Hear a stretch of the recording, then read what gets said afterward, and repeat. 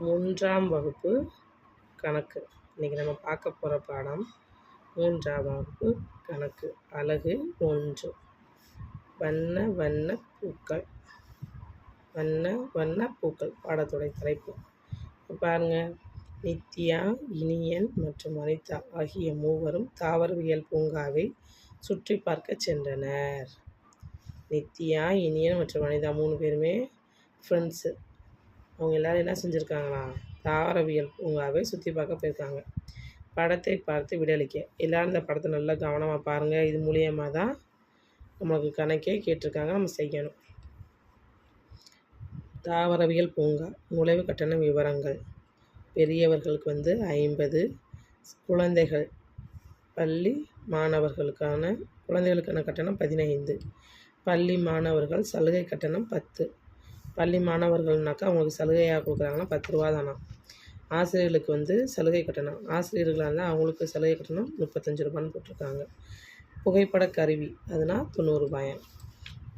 இங்கே பாருங்கள், குழந்தைகளுக்கான நுழைவு கட்டணம் 15 ரூபாய் தான். 3 பேர் சேர்ந்து என்ன பண்ணுறாங்க, அந்த போர்டை பார்க்குறாங்க. அந்த போர்டில் குழந்தைகளுக்குள்ள அமௌண்ட் எவ்வளோன்னு பார்க்குறாங்க. அது எவ்வளோ போட்டிருக்காங்க, குழந்தைகளுக்கு 15 ரூபா போட்டிருக்காங்க. அதுதான் சொல்கிறாங்க, குழந்தைகளுக்கான நுழைவு கட்டணம் 15 ரூபாய் தான் அப்படின்னு அந்த பிள்ளை சொல்லுது. அடுத்து பாருங்கள், ஆமாம், நுழைவுச்சீட்டை வாங்கி கொண்டு உள்ளே போகலாம், வாருங்கள். வாங்க, உள்ளுக்குள்ளே போய் நம்ம நுழைவுச்சீட்டை வாங்கிட்டு உள்ளுக்குள்ளே போகலாம் அப்படின்னு சொல்கிறாங்க.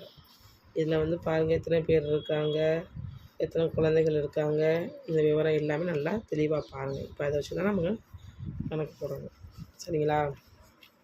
பாருங்கள், படத்தில் உள்ள குழந்தைகளின் எண்ணிக்கை கேட்டிருக்காங்க. படத்தில் உள்ள குழந்தைகளின் எண்ணிக்கை எத்தனை? 1, 2, 3, 4. 4 பேர் தானே இருக்காங்க. அப்போ இங்கே 4ன்னு எடுத்துக்கிதுங்க. பெரியவர்களுக்கான நுழைவு கட்டணத்தில் டேஸ் 10கள் உள்ளன. பெரியவர்களுக்கான நுழைவு கட்டணத்தில் டேஸ் 10கள் உள்ளனன்னு கேட்டிருக்காங்க. பெரியவர்களுக்கான நுழைவு கட்டணம் எவ்வளோ போட்டிருக்காங்க பாருங்கள். பெரியவங்களுக்கு 50 ரூபா போட்டிருக்காங்களா? பெரியவங்களுக்கு 50 ரூபா போட்டிருக்காங்க பாருங்கள். பெரியவர்களுக்கு நுழைவு கட்டணம். அப்போ அதில் எத்தனை 10கள் இருக்குது? 5 10கள் இருக்குது. அடுத்து, குழந்தைகளுக்கான நுழைவு கட்டணத்தில் டேஸ் ஒன்றுகள் உள்ளனன்னு கேட்டிருக்காங்க. குழந்தைகளுக்கான நுழைவு கட்டணம் எவ்வளவு? 15. அதில் ஒன்றுகள் எத்தனை இருக்குது? 5 ஒன்றுகள் இருக்குது. அப்போது அங்கே 5ன்னு எடுத்து போட்டுடணும். அடுத்து, ஆசிரியர்களுக்கான நுழைவு கட்டணத்தில் டேஸ் 10கள் மற்றும் டேஸ் ஒன்றுகள் உள்ளன. பெரியவர்களுக்கான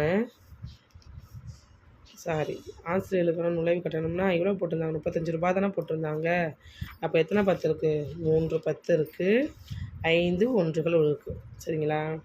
அதுக்கடுத்து, பள்ளி மாணவர்களுக்கான நுழைவு கட்டணத்தில் டேஸ் 10கள் மற்றும் டேஸ் ஒன்றுகள் உள்ளனன்னு கேட்டிருக்காங்க. பள்ளி மாணவர்களுக்கான நுழைவு கட்டணம் எவ்வளோ? 10 ரூபா தானே. அப்போ எத்தனை 10 இருக்குது? ஒரு 10 தான் இருக்குது. ஒன்றுகள் எத்தனை இருக்குது? ஒன்றுமே இல்லை. 10 தானே, 0 கொடுத்துருக்காங்கல்ல, இங்கே 0ன்னு எடுத்து எழுதிடணும். அடுத்து, குழந்தைகளுக்கான நுழைவு கட்டணத்தில் 1ன் இடமதிப்பு. 1ஓட இடமதிப்பு எத்தனை? 10கள். 1ஓட இடமதிப்பு 10கள். புகைப்பட கருவிக்கான கட்டணத்தில் 9ன் இடமதிப்பு.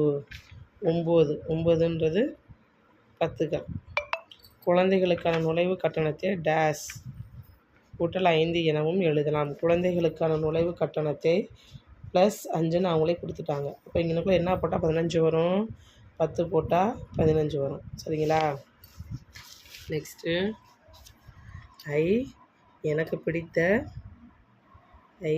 பிடித்த சிவப்பு வண்ண பூக்கள். ஆஹா, அழகான மஞ்சள் வண்ண பூக்கள், ஊதா வண்ண பூக்கள் கண்ணை பறிக்கின்றன. இந்த இதெல்லாம் நல்லா பார்த்துக்கோங்க. இதை வச்சு தான் இப்போ கொஸ்டின் நம்ம இந்த பக்கத்தில் எழுத பார்க்குறோம். பின்வரும் வினாக்களுக்கு விடையளிக்க. இப்போ பூக்களை எண்ணி எழுதுன்னு கொடுத்துருக்காங்க. இந்த கலர் பூ எத்தனை இருக்குது? எண்ணி பாருங்கள் எல்லோரும். 25 இருக்குது. ஊதா வண்ண பூக்கள் எத்தனை இருக்குது? ஊதா வண்ண பூக்கள் 21 இருக்குது. மஞ்சள் வண்ண பூக்கள் எத்தனை இருக்குது? 13 இருக்குது. பூக்களின் எண்ணிக்கையில் 2 10கள் மற்றும் 1 ஒன்றுகள் உள்ளன. என்ன கொடுத்துருக்காங்க? ஊதா கலர் பூ இருக்குது பார்த்தீங்களா, அந்த பூக்களோட எண்ணிக்கையில் டேஸ் 10களும் டேஸ் 1களும் இருக்குதுன்னு கேட்டிருக்காங்க. 21 தானே இருக்குது. அப்போ வந்து 2 10கள் 1 1கள்னு எடுத்து எழுதிடணும்.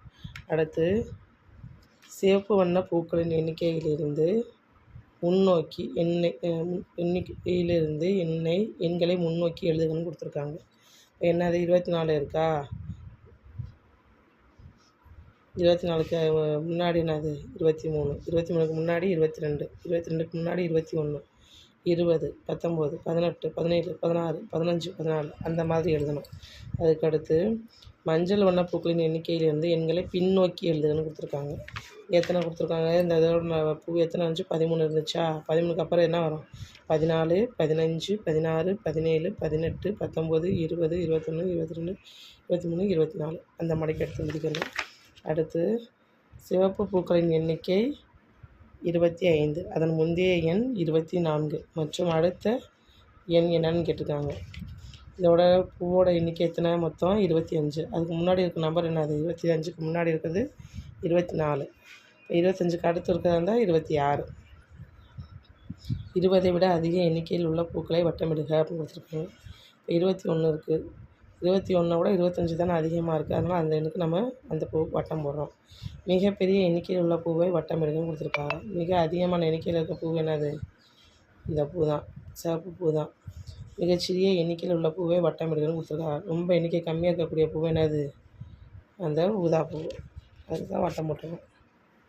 ஓகே குட்டீஸ், இந்த படத்தை வந்து நாளைக்கு பார்க்கலாம். பாய்.